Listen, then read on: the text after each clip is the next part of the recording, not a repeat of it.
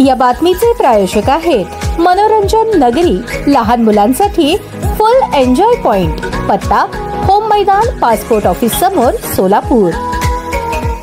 शहरात दुचाकी चोरीच्या घटना दिवसेंदिवस वाढत असून पोलिसांसमोर मोठे आव्हान उभे ठाकले आहे. मंगळवार दिनांक 19 नोव्हेंबर रोजी एकाच दिवशी विविध भागातून तब्बल 7 दुचाकी चोरीच्या तक्रारी पोलिसांकडे दाखल झाल्या. वाढत्या चोरीमुळे नागरिकांमध्ये भीतीचे वातावरण निर्माण झाले आहे. जोडभावी पेठ पोलीस ठाणे येथे 9 नोव्हेंबर रोजी एसबीआय बँकेच्या मागील बाजूस दीपक शेटे यांची हिरो होंडा HF डिलक्स क्रमांक MH13 CF 6848 किंमत सुमारे 25,000 याची चोरी झाली.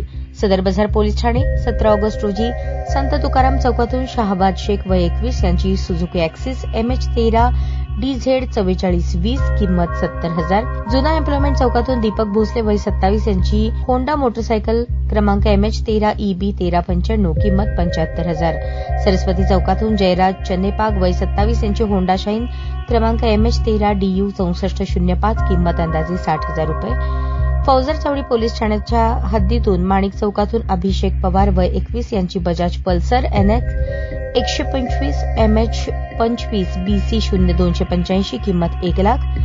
घटना 2024 मधील वसंत विहार परिसरातून राणी मदने वय 34 यांची सुझुकी मोटरसायकल क्रमांक MH13 CH 6521 किंमत 70,000.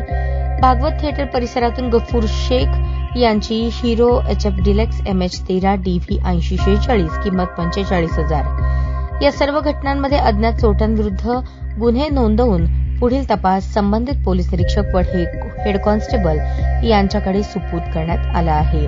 अलीकडच्या काळात शहरात दुचाकी चोरीच्या घटना वाढल्या असून लॉक असतानाही मोटरसायकली पळवल्या जात असल्याची तक्रार नागरिकांकडून केली जात आहे.